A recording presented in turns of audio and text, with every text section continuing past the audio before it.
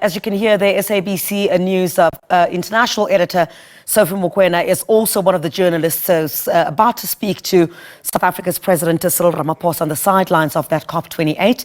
We'll take you there as soon as they get started.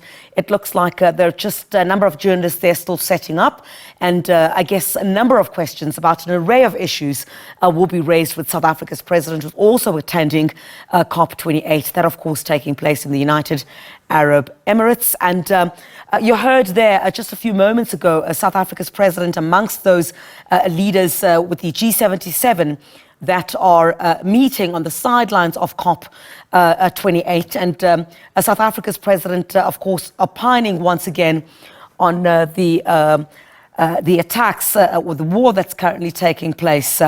And basically saying that climate change is an existing threat on that aspect. Let's go to Sophie Mokoena now, who is speaking to South Africa's President. In KZN, Eastern Cape, as well as in Gauteng, as well as in Northwest, is requiring that we should spend a lot of money to repair damaged roads, houses, and many other commercial facilities. So the agreement reached here that a fund will be set up for loss and damage is an important one. As the summit continues in the next 2 weeks, we're hoping that much more seriousness will be displayed when it comes to the more developed economies living up to their commitments with regard to what they promised in Paris. We still want the $100 billion that they promised to be paid up so that we countries that are least responsible for climate damage should be able to have the funding to deal with climate change.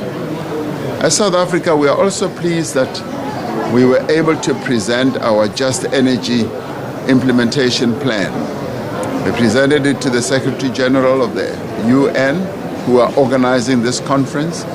We also presented it to the partners who have now committed up to $8.5 billion as grants, concessionary loans, and as loans. We're calling for more countries to participate as our Just Energy plan requires much more money so that we can transit in a much more effective way and in a just way, particularly when it comes to those communities that are going to be affected as we transit from fossil fuel sources of energy to renewables. So our participation here has been very, very strong.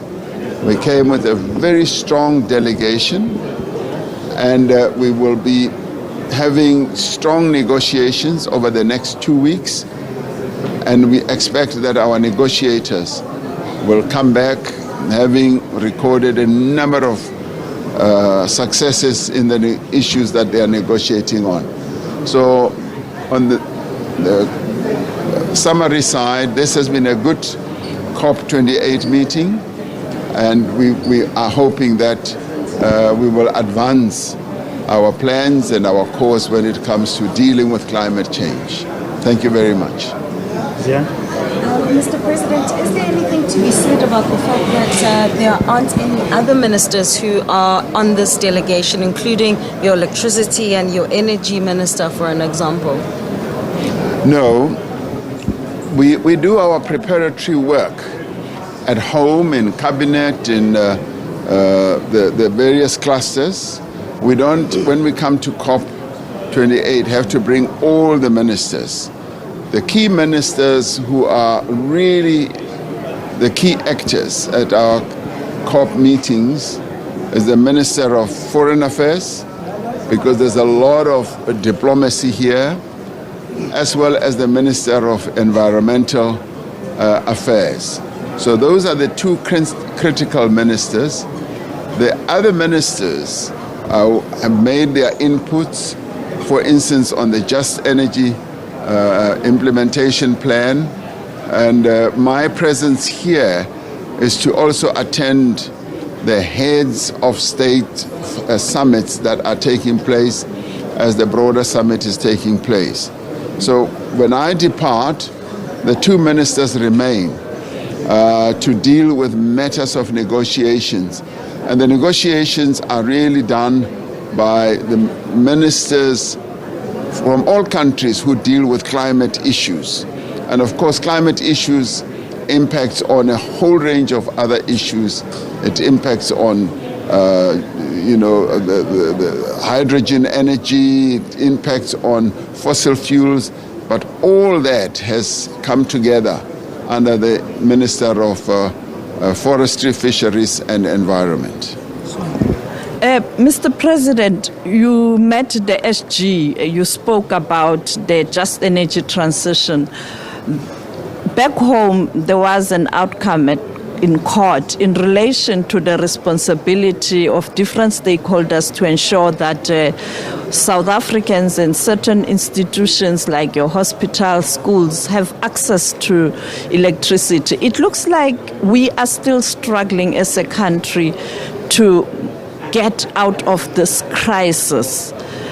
What are the plans going forward to redouble the effort to ensure that South Africans have access to energy? And finally, the issue of Palestine, were you able to engage with your counterparts in terms of where to, yes, ceasefire, but clearly there's a violation of that ceasefire?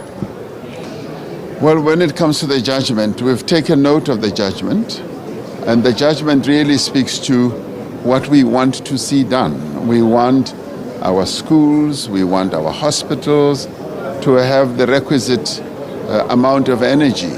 So for us, it's a confirmation of our government program. We did say in the court papers that whilst that is our strategic objective, the issue of energy is affecting all of society. And there will be moments when we have load shedding that it affects certain portions of society negatively. But we are going to take steps to make sure that hospitals and schools and police stations are less adversely affected as we go on to address our energy challenges. We have the energy action plan. We've got that and we are implementing it. And the good thing is that we are implementing it together with various stakeholders, labor, business and government. And through it at the NECOM level, we've been able to get all government departments to work together. So the plan is working. We need to deal with the weaknesses that are inherent in Eskom, and we are making progress.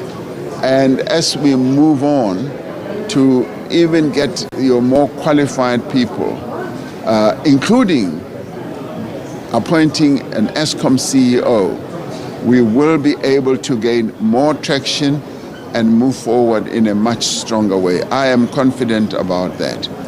With regard to Palestine, obviously the truce didn't last for long, and now the bombing of Gaza has started once again, and we find this to be most unfortunate. We are appalled at the genocide that continues in Gaza, and as for us, as the government of the Republic of South Africa, we continue to call for a ceasefire because we believe that a ceasefire will create the conditions for the problem between Israel and Palestine to be resolved when they finally sit down to negotiations to establish a two-state solution.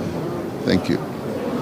Mr. President, from ENCA, you mentioned the issue of Eskom. The CEO has not been appointed. Eskom is at the center of South Africa's just energy transition. Are you worried about the slow pace in appointing the CEO of Eskom, but also Komati power plant? That case study is not the best of case studies. The payoff line says leaving no one behind, but communities that at Komati were left behind, workers were left behind. How are you going to correct that moving forward? But also, can we get your reaction on former Chief Justice Mogoeng, Mr. President, if you may, about the comments that he made about you?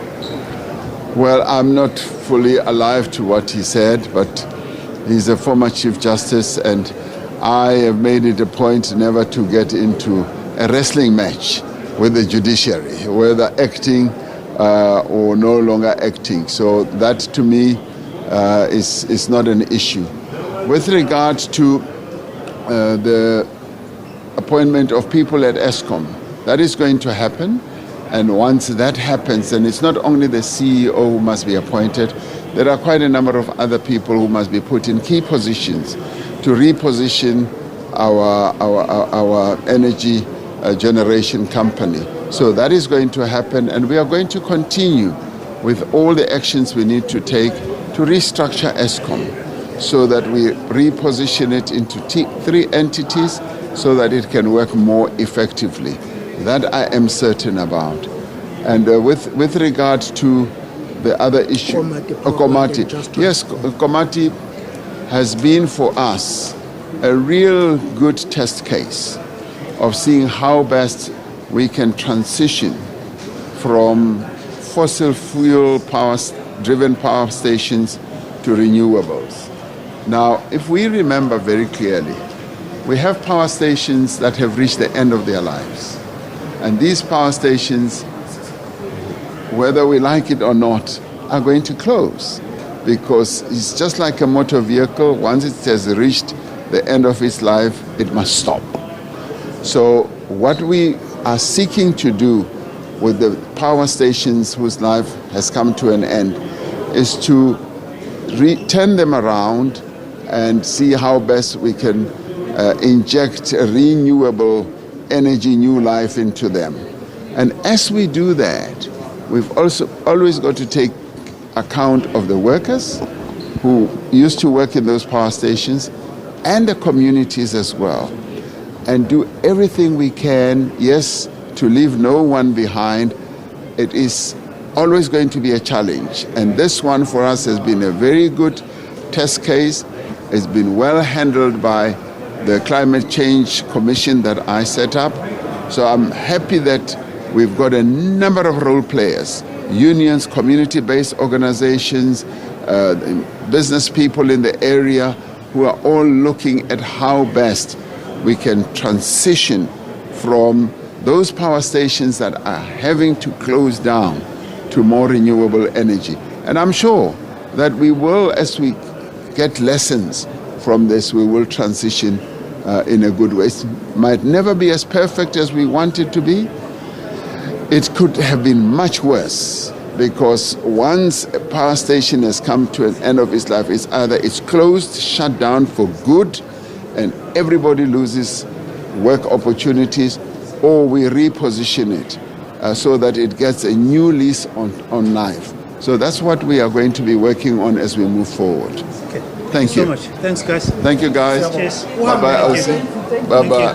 Bye-bye. Thank you, bye-bye. What's my hand? Thank you. Thank you. Are you-